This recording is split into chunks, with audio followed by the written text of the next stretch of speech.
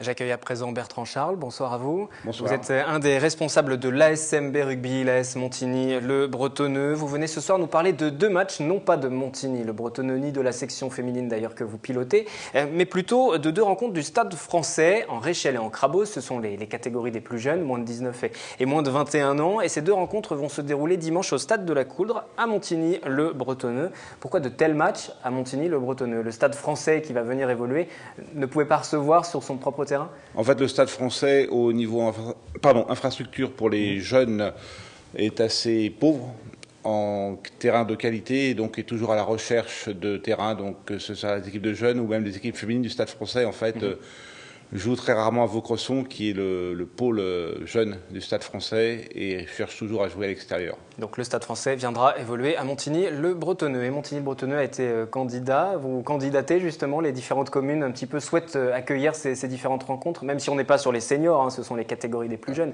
mais ça reste le Stade français. En fait, on a été approché par le Stade français et on a aussi un jeune de chez nous qui maintenant joue depuis 3 ans au Stade français dans catégorie Crabos. Donc la catégorie des moins de 19, hein, voilà, qui joue chez les plus jeunes. On va en parler d'ailleurs de lui tout à l'heure. On va peut-être préciser vraiment ces catégories Réchelle et Crabos. Alors Réchelle, c'est la compétition rugby à 15 des moins de 21 ans, du nom d'un ancien joueur de la fin des années 1800 d'ailleurs. Et puis Crabos, c'est les moins de 19 ans, du nom de René Crabos, un joueur des années 20. Ces deux compétitions, ces deux championnats sont assez relevés. On y trouve des futures vedettes, des futurs talents qui évolueront en senior et peut-être dans le top 14 plus tard.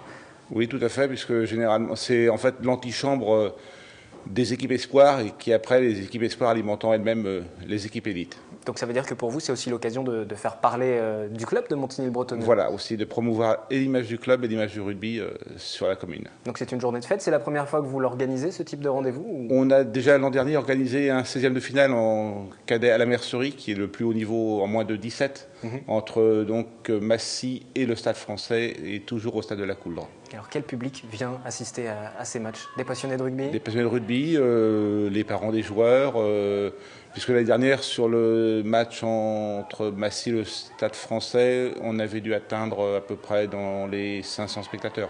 Ah oui, donc vous avez réussi à faire venir pas mal de monde sur ces différentes rencontres. Dimanche, ça débutera avec les Crabos, donc les plus jeunes. Paris affronte Lille. D'ailleurs, sur les deux rencontres, ce sont des rencontres Paris-Lille, Stade français-Lille. Lille qui est 6e, Paris 4e, après 12 journées de championnat, 7 victoires parisiennes, 3 victoires lilloises. Et parmi les différents joueurs, un joueur qui est originaire du club de Montigny-le-Bretonneux. Oui, Mathieu Dupif. Mathieu Dupif qui maintenant joue en junior Crabos.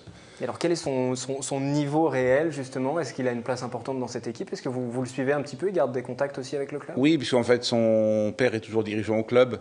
Et donc, en fait, il est titulaire en première ligne à peu près dans 80% des rencontres. Ça veut dire que c'est une future vedette peut-être, parce qu'il paraît qu'au niveau national, c'est un petit peu compliqué. On va peut-être le retrouver dans l'équipe nationale. Alors après effectivement, pour les joueurs de première ligne, c'est un peu plus compliqué, dans la mesure où après les clubs pros font souvent appel à des étrangers, surtout le géorgien est une denrée assez recherchée, si je puis dire. Peut-être que les choses vont évoluer au fur et à mesure du temps, parce qu'on se rend compte qu'il faut aussi apprendre aux jeunes de rugby à évoluer dans nos championnats pour ensuite s'en sortir bien, puisqu'on le voit, l'équipe de France est en difficulté. Oui, parce qu'en fait, la Ligue nationale de rugby a depuis maintenant 2 saisons imposé aussi ce qu'on appelle les joueurs issus de la formation française, le JFF, et donc dans les saisons à venir, les clubs seront tenus d'avoir, les clubs pros seront tenus d'avoir un certain nombre de joueurs issus de cette formation française. Pour en revenir juste à Mathieu Dupif, ce sera l'occasion de le découvrir, évoluer avec ces jeunes à partir de 13h30 à Montigny-le-Bretonneux, au stade de la Couldre, du côté du Stade français. Il a un vrai bon niveau? Oui, c'est un très bon joueur. Oui, puisque en fait, il faut savoir que pour un jeune comme lui qui a commencé en moins de 17, donc au Stade français, après passer en moins de 19, il faut toujours franchir un palier, il faut toujours pouvoir s'améliorer pour franchir ce palier. Et le club de Montigny est un vrai club formateur? C'est oui, l'occasion d'en parler aussi. Vous formez des jeunes qui ensuite évoluent par la suite ailleurs, dans d'autres équipes? Après, on a un jeune au club qui a... Enfin, maintenant, il est parti jouer à Massy, en fait, qui est Gavin Ellis, dont le père est entraîneur à l'école de rugby, et qui fait partie du top 100 des moins de 17 ans et qui est au Pôle Espoir à la Canale. Donc si vous voulez voir les futures vedettes des différents championnats de rugby au niveau national, il faut vous rendre à Montigny-le-Bretonneux le dimanche, dès 13h30 pour le match. Les Réchelles, ils vont jouer juste après. Lille, toujours face au Stade Français. Lille 7e sur 8. Paris qui est premier après 12 journées, 10 victoires cette saison pour les Parisiens et une seule pour Lille. Alors là, ça va être un match à sens unique. Oui, en Réchelle, oui, parce qu'en fait, les clubs de Fédéral 1, qui ne sont pas des clubs de rugby pro comme le Stade Français, ont beaucoup plus de difficultés au niveau Réchelle. Encore en Crabos, on arrive peut-être un peu à équilibrer les choses, mais après en Réchelle, c'est vrai que l'écart se creuse plus fortement. Donc si vous devez faire un pronostic sur ce match-là, je pense que c'est le Stade Français. En plus, les entraîneurs des Réchelles du Stade Français sont des amis. Ah bah voilà, alors forcément, c'est un peu biaisé comme pronostic. Voilà. Je vais vous demander un autre pronostic pour terminer. France-Écosse, 16 mars, dernier match du tournoi des destinations. Alors je souris, je ne devrais pas, parce que la France a toujours aucune victoire. L'Écosse est 3e. Je pense que, de toute façon, là, ce sera pour moi un match qui tout double. Ou alors là, où on se réveille, ou vraiment on part au fond du trou.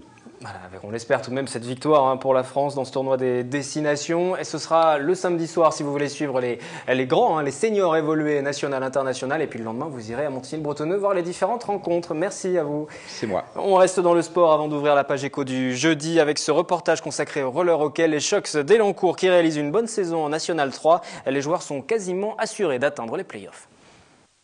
Même s'ils avaient déjà assuré leur place en play-off avant cette 12e journée, les Shucks continuent leur marche en avant.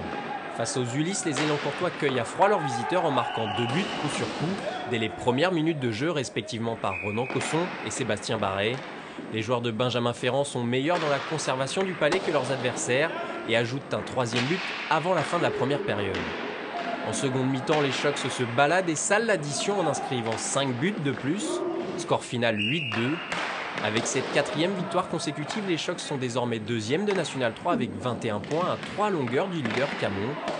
Pour s'assurer un premier match de classement plus abordable, les Shucks vont devoir être performants lors des 2 dernières journées de National 3, où ils affronteront le leader Camon et leur poursuivant direct Aubergenville.